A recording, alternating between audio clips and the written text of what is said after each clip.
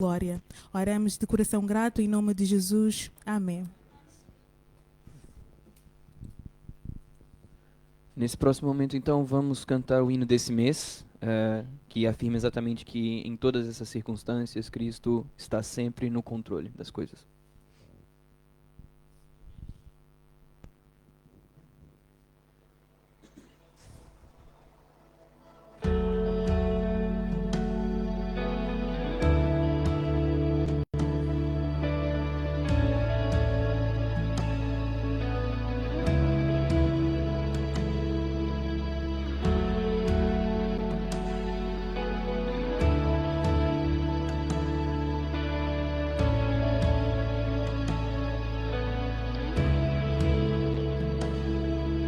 Do céu podes me ouvir, bem perto estás de mim, não me deixas.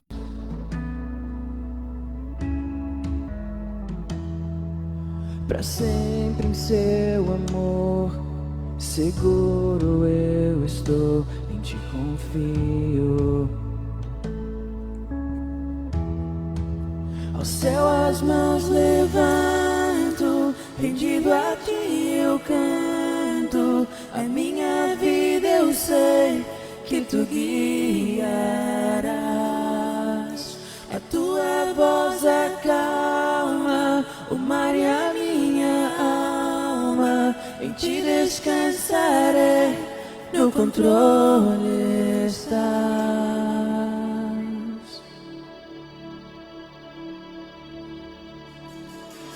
Em mares passarei, mas eu não temerei, estás comigo.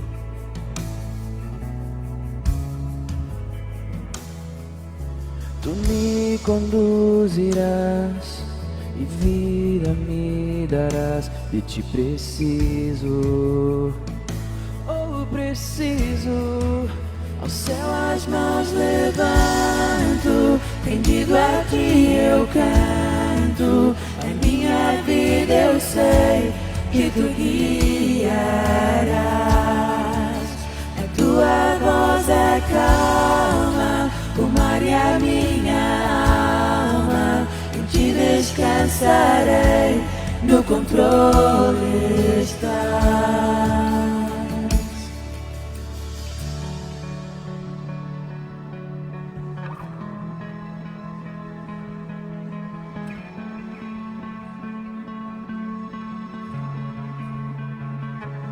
Confiarei somente em ti, tua perfeição incomparável. Do início ao fim estás, para sempre reinarás. Não há outro como Jesus. Confiarei somente em ti, tua perfeição incomparável. Do início ao fim estás, para sempre reinarás. Não há outro como Jesus. Confiarei somente em ti, tua perfeição incomparável. Do início ao fim estás, para sempre reinarás. Não há outro como Jesus. Ao céu as mãos levanto, rendido a ti eu canto, a minha vida eu sei que tu guiarás. A tua voz acalma o mar e a minha alma, em ti descansarei, no controle estás. Ao céu as mãos levanto, rendido a ti eu canto, a minha vida eu sei que tu guiarás. A tua voz acalma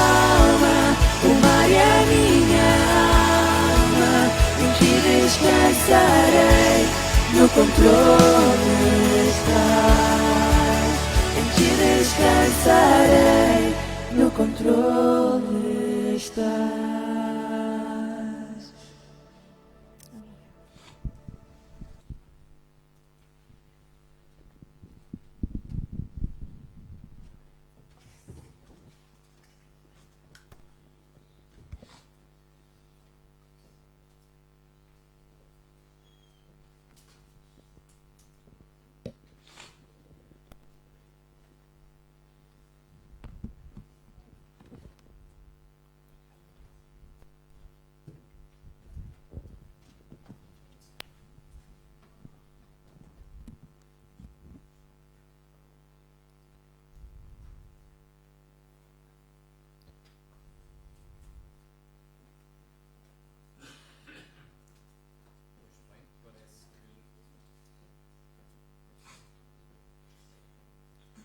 Vamos ainda cantar mais um cântico. Aí depois. Não, estava a brincar. Isto em virtude de ter escolhido como lema para a nossa meditação desta manhã precisamente esta expressão, a seu tempo. Já tem havido situações em que tenho procurado partilhar algo da palavra de Deus relacionado com aquilo que cantamos, para que tenhamos consciência realmente daquilo que estamos a cantar. E daqui a pouco vamos cantar este cântico a seu tempo. E perante isso eu pensei assim, então vamos nos meditar, vamos refletir sobre aquilo que a palavra de Deus nos diz a respeito deste Deus que tudo faz bem a seu tempo. Temos vários textos das Escrituras, não escolhi propriamente um para base da nossa meditação, mas vamos então refletir ao longo dela. Vamos ter uma palavra ainda de oração. Senhor, mais uma vez te damos graças por este tempo que podemos passar na tua presença para te louvar, para te adorar, para te bendizer, para te agradecer. E também, Senhor, para podermos refletir sobre a Tua palavra, à qual pedimos a Tua bênção, a Tua direção, no nome de Jesus. Amém. A seu tempo. Quando pensei neste cântico, tentei desdobrá-lo e dividi-lo por temas. E naturalmente que o tema principal é este, a seu tempo. E quando pensava neste Deus que temos vindo a refletir através da pessoa do Senhor Jesus Cristo, mas também referindo-se ao Pai, porque Ele e o Pai são um, e então podia pensar precisamente logo nas palavras de Gênesis, no capítulo 18, e nos versículos 14 a 15. E estas palavras são dirigidas pelo Senhor para Sara, não é? Haveria coisa alguma difícil ao Senhor? Ao tempo determinado, tornaria a ti por este tempo da vida, e Sara terá um filho. E Sara negou, dizendo, não me ri por quanto temeu. E ele disse, não digas isso, porque te riste.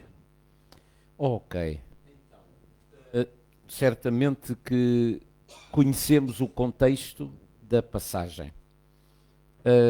Deus havia prometido a Abraão que a sua descendência seria como a areia do mar, como as estrelas do céu, e Abraão já ia com quase 100 anos, Sara com 90, e descendência?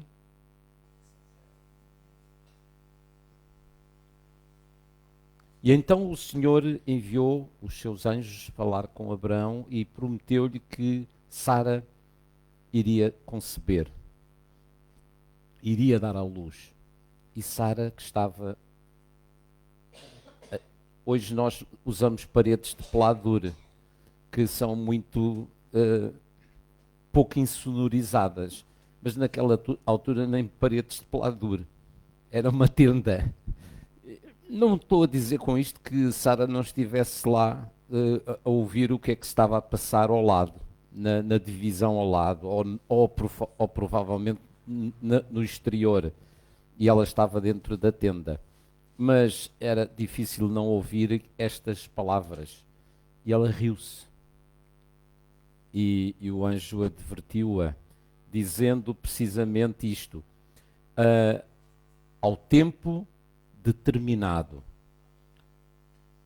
tornarei a ti por este tempo e por este tempo da vida, e terás um filho.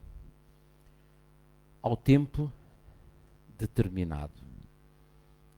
Por essa razão, nós, quando cantamos este cântico a seu tempo, a palavra de Deus mostra-nos que Deus tem um tempo determinado para todas as coisas. E muitas vezes nós queremos, ou precipitamos-nos, ou duvidamos. Sara estava a duvidar, Abraão precipitou-se, aconselhado por Sara, uma vez que não tinham filhos, a que ela tivesse filhos da escrava. Era um contexto daquela época em que, de alguma forma, seria natural que isso acontecesse. Mas não era isso que Deus tinha prometido. E, na realidade, o filho da promessa, Isaque, nasceu de Abraão e de Sara. A seu tempo, ao tempo determinado. No texto seguinte, então, também encontramos em Isaías. E quando eu encontrei este texto, é daqueles que naturalmente nem sempre lemos, muitas vezes o lemos e aparentemente não faz sentido para a leitura que estamos a fazer, mas aqui faz sentido. O Senhor virá a seu... O menor virá a ser 1000. Obrigado. Eu nem com as letras grandes consigo. O menor virá a ser 1000 e o mínimo uma nação forte. Eu, o Senhor, ao seu tempo farei prontamente. Eu, o Senhor, a seu tempo o farei prontamente. O contexto é aquele que temos ali. Eu procurei enquadrar, porque é sempre importante enquadrarmos cronologicamente aquilo que estava a acontecer. Isaías, o profeta chamado pelo Senhor para falar ao povo. E sabemos o contexto da passagem, a hesitação de Isaías e depois a forma como ele diz: eis-me aqui, Senhor, envia-me a mim. Mas Isaías viveu entre o século VII antes de Cristo, portanto entre 700, eu creio que século VIII, falta-me ali um número 1, entre os dois séculos, 740 antes de Cristo até 640 antes de Cristo. E eu gosto sempre de chamar a atenção neste sentido, porque a contagem é regressiva, portanto é antes de Cristo. 740 foi antes de 680. Então, e ele estava em Judá. E é importante muitas vezes também pensarmos nisto. Estava em Judá, porquê? Porque o reino do norte, o reino de Samaria, com as outras 10 tribos, já tinha sido tomada pelos assírios. Isto em 722 a.C. Então, agora restava Judá e Benjamim. E o Senhor queria realmente comunicar com o seu povo. Os reinos durante os quais Isaías exerceu o seu ministério foi o reino de Uzias, de Jotão, de Acás, de Ezequias. Alguns reis melhores, outros piores. alguns péssimos até. Ainda assim o Senhor continuou e continua sempre a demonstrar o seu amor para com o seu povo e a sua imutabilidade. Ele não muda. Não é? Temos falado muitas vezes já sobre esse aspecto, mesmo quando nós somos infiéis, ele permanece fiel. Ele não pode negar-se a si mesmo. Deus é fiel. E a seu tempo ele fará aquilo que lhe apraz. E nós queremos muitas vezes que ele faça as coisas ao nosso tempo, ao nosso ritmo, segundo a nossa vontade. E às vezes tropeçamos. Às vezes metemos o carro à frente dos bois, não é? Como se diz em bom português. Às vezes acabamos por sofrer as consequências da nossa hesitação, da nossa precipitação, da nossa falta de confiança que o Senhor a seu tempo fará tudo muito bem. E é importante esse pormenor, que Deus fará tudo muito bem. Então ainda a seu tempo, Gálatas capítulo 4, versículos 4 a 7, eu aqui ainda comprimi mais a letrinha para caber ali os versículos todos, e o texto começa precisamente com esta expressão, mas vindo a plenitude dos tempos, Deus enviou o seu Filho, no tempo certo, no tempo determinado, segundo aquilo que o Senhor tinha falado desde o início da criação. Deus prometeu a Adão e Eva que da semente da mulher haveria de nascer aquele que pisaria a cabeça da serpente. E a seu tempo. Então, vamos ler. Mas vindo a plenitude dos tempos, Deus enviou seu Filho, nascido de mulher, nascido sob a lei, para remir os que estavam debaixo da lei, a fim de recebermos a adoção de filhos. E porque sois filhos, Deus enviou aos nossos corações o Espírito de seu Filho, que clama, Abba, Pai. Assim que já não és mais servo, mas filho, e se és filho, és também herdeiro de Deus por Cristo. Obrigado. Para além do facto deste aspecto, que no tempo certo, a seu tempo, já temos até falado um pouco sobre isso, o que é este tempo vindo à plenitude dos tempos, o enquadramento político, o enquadramento geográfico, tudo aquilo que no fundo estava em condições de que o conhecimento do Salvador pudesse ser difundido e propagado em todo o mundo daquela época particularmente. Então, depois eu quis sublinhar ali alguns aspectos importantes, que eu considerei importantes, ainda que fora do contexto, mas nesta carta aos Gálatas, Paulo procura combater aqueles chamados judaizantes que achavam que os cristãos deviam continuar a observar a lei para merecer ou ganhar a salvação. E então Paulo aqui mostra que, vindo a plenitude dos tempos, Deus enviou o seu Filho, tanto para aqueles que estavam debaixo da lei, quanto para aqueles que estavam fora da lei. Fora da lei no sentido, os gentios. Não é? Não estavam fora da lei por serem marginais. Mas também para esses, não é? Pelo menos aquele que foi crucificado com Jesus, um deles, ou ambos, eram salteadores, e ainda para esse que se arrependeu e reconheceu que ele não merecia, que Jesus não merecia estar naquele lugar, e lhe pediu perdão. O Senhor lhe prometeu, ainda hoje estarás comigo no paraíso. Mas então, tanto para os judeus quanto para os gentios, Jesus é realmente o Salvador.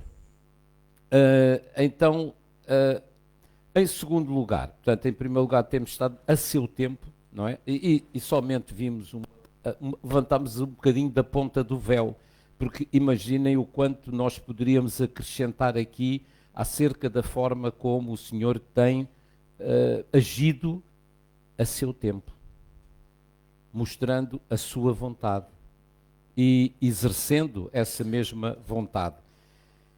O segundo aspecto que no cântico que nós cantamos é que ele faz tudo muito bem. Deus tudo quanto fez e tudo quanto continua a fazer, falo muito bem, não é? Há esta perfeição e viu Deus que tudo quanto tinha feito era muito bom. E está a falar acerca da criação. Estamos em Gênesis capítulo 1, o verso 31. E foi a tarde e a manhã o dia sexto. E viu Deus que tudo quanto tinha feito e que era muito bom. É importante termos esta perspectiva. Quantas pessoas acusam Deus disto, daquilo, daquele outro? Mas não, Deus tudo quanto faz muito bem. Nós é que temos muitas vezes deturpado, temos muitas vezes recusado o reconhecimento da divindade e do seu poder nas nossas vidas. Ainda em Gálatas, no Salmo, peço desculpa, Salmo 8, não ter sido das leituras que enquadrava a nossa meditação. Salmo capítulo 8, vamos vê-lo em dois slides distintos. O versículo 1 e o versículo 9, o salmista louva ao Senhor. Os salmos são normalmente cânticos de louvor e louva ao Senhor por aquilo que Ele é. Ó Senhor, Senhor nosso, quão admirável é o teu nome em toda a terra, pois puseste a tua glória sobre os céus. Ó Senhor, Senhor nosso, quão admirável é o teu nome sobre toda a terra. Então, por que é que o salmista louva o Senhor? Pela sua grandeza, pela sua glória, pela sua criação. Criação essa que manifesta a glória de Deus. O homem, ao longo dos tempos e ainda hoje, não tem desculpa para não reconhecer a existência de Deus. Basta olhar para o mundo à nossa volta e vermos o dedo de Deus, a mão de Deus em tudo quanto foi feito. Então, quando vejo os teus céus, obra das tuas mãos, eu já estou a antecipar-me ao versículo seguinte, que eu considerei então Deus cuidando da sua criação. E esse está nos versículos 3 e versículo 4. Quando vejo os teus céus, obra dos teus dedos, a lua e as estrelas que preparaste, que é o homem mortal para que te lembres dele, e o filho do homem para que o visites. O salmista está aqui, por assim dizer, não está a dizer que o Senhor não está a cuidar dele, bem pelo contrário. Ele está a dizer, eu sou uma areia no oceano da tua criação. Quando vejo os céus, obra dos teus dedos, e a lua e as estrelas que preparaste, quem sou eu? Quem sou eu? Quem somos nós? Mas o Senhor, a seu tempo, tem cuidado de nós. Mesmo que sejamos somente o contribuinte número 117 453 455. Também sei o número de contribuinte da Isabel. Agora já vai na ordem dos 300 e tal, salvo erro, não é? Portanto, sou um contribuinte já muito antigo. Mas o Senhor me conhece não pelo número de contribuinte, mas me conhece como seu filho e me conhece como sua criação. Em quarto lugar, e para terminarmos, eu intitulei Deus cuida de ti e de mim. Deus cuida de ti e de mim. O primeiro texto está em Mateus, parece estar a querer falhar, Mateus capítulo 6, os versículos 26 a 30.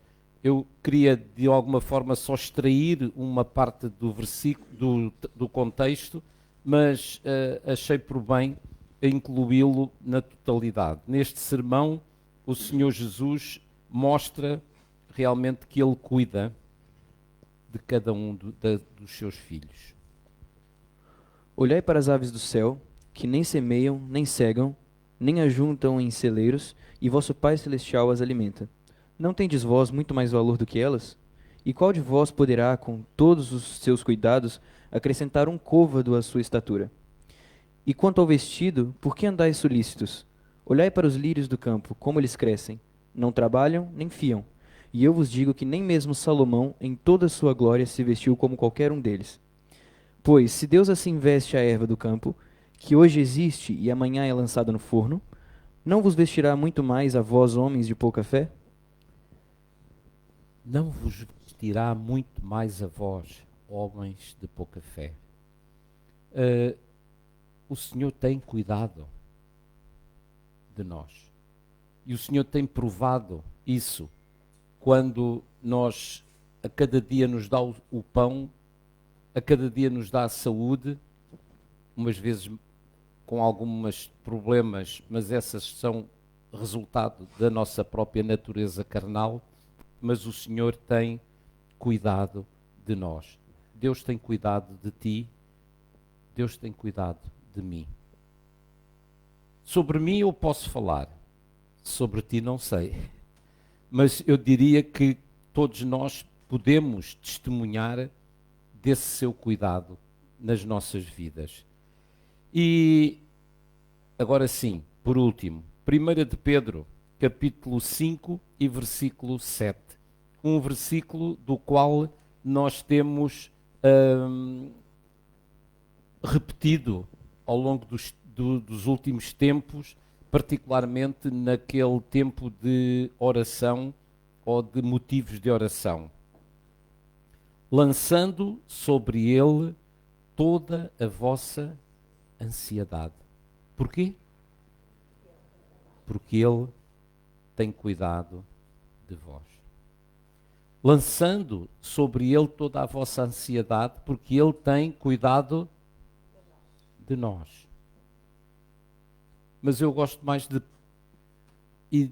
identificar pessoalmente, lançando sobre ele toda a nossa ansiedade, toda a minha ansiedade, porque ele tem cuidado de mim. O Senhor tem cuidado. E ele tem cuidado a seu tempo. A seu tempo. É importante não esquecermos isso. No slide seguinte, então, eu quis resumir parte também das expressões que usamos no cântico que cantamos. Deus tem cuidado de nós, mostra-me como andar. E como é que Ele nos mostra como é que devemos andar? Agora não tenho os versículos lá, mas em 1 de Coríntios, capítulo 11 e versículo 1, diz: Sede meus imitadores, como também eu de Cristo. São palavras do apóstolo Paulo. Sede meus imitadores, como eu também sou de Cristo. O Senhor nos mostra como andar. Paulo procurava imitar a Cristo e desafiava os crentes em Corinto para o imitarem a ele como ele imitava a Cristo.